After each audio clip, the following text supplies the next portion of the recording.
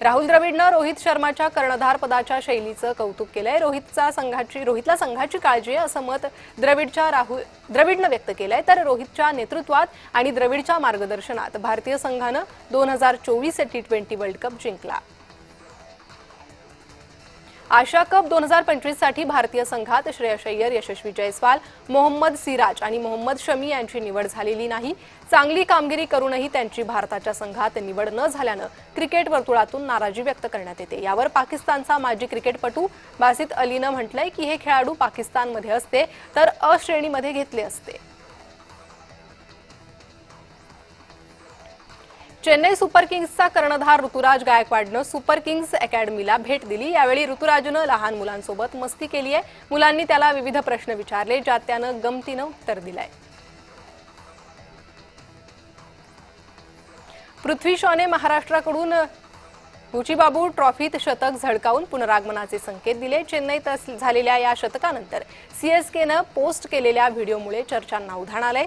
सीएसकेच्या पोस्टखाली चाहत्यांनी CSK calling म्हणत चर्चा सुरू केली आहे।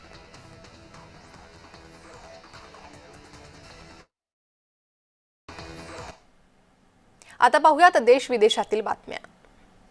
आशिया कप मध्ये भारत पाकिस्तान विरुद्ध खेळणार आहे।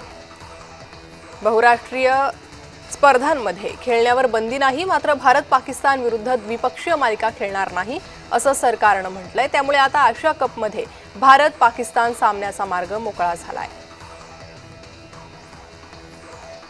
संसदेच्या पावसाळी अधिवेशनाचे सूप वाजलेत। 21 जुलै रोजी अधिवेशन सुरू झालं होतं। महिनाभर चाललेल्या अधिवेशनात लोकसभेनं 12 आणि राज्यसभेनं 14 विधेयकं मंजूर केली, परंतु वारंवार व्यत्यय, तहकूब आणि बहिष्कार सुरूच राहिले।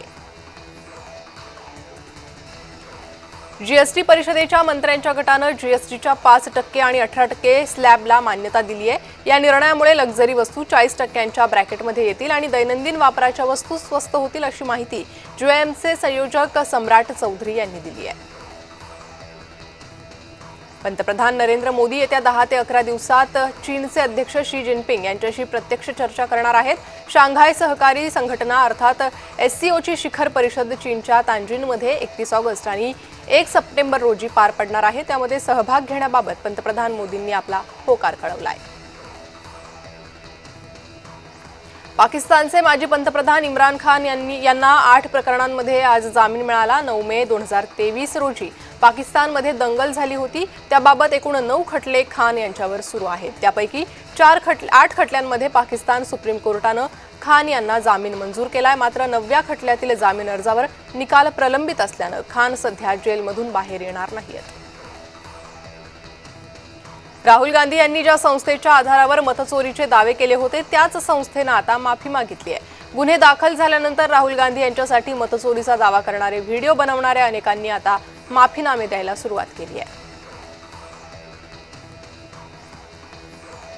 उत्तर प्रदेशातील आणखी एका शहराचं नाव बदलण्याचा निर्णय झालाय। योगी आदित्यनाथ सरकारनं घेतलेल्या निर्णयाला केंद्रीय गृह मंत्रालयानं मंजुरी दिली आहे। केंद्रीय राज्यमंत्री जितिन प्रसाद यांनी केंद्राकडे जलालाबादचं नाव परशुरामपुरी करण्याची मागणी केली होती, जी मंजूर करण्यात आली आहे।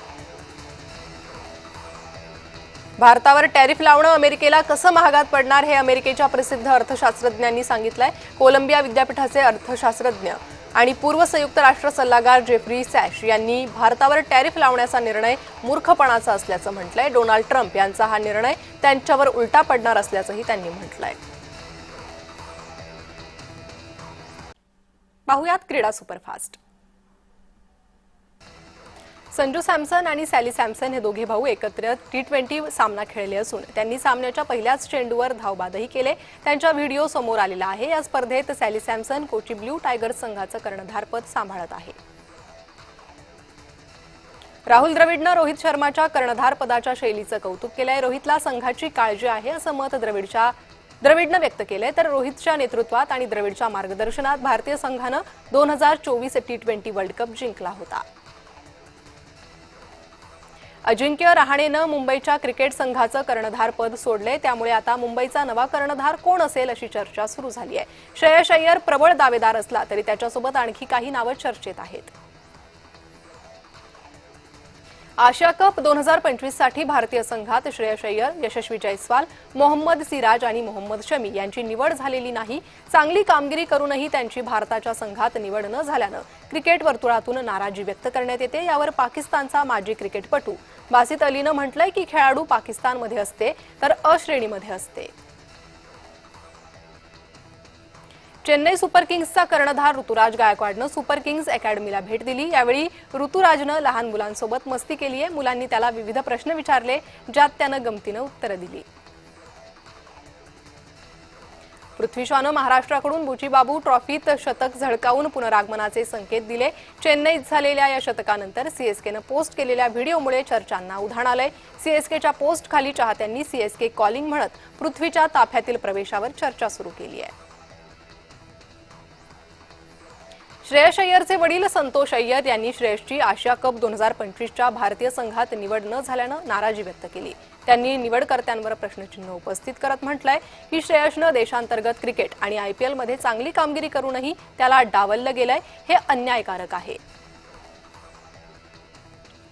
ऑनलाईन पैसे कमवण्याची संधी देणाऱ्या गेम्सबाबत सरकारनं आपले धोरण कठोर केले. तशा काही तरतुदी या विधेयकात आहे. दरम्यान हे विधेयक संसदेत मंजूर होताच ड्रीम11 ॲपनं मोठा निर्णय घेतलाय. या ॲपच्या मूळ कंपनीनं या ॲपमधील सर्व पैसे काढून घ्या असं आवाहन केलेलं आहे.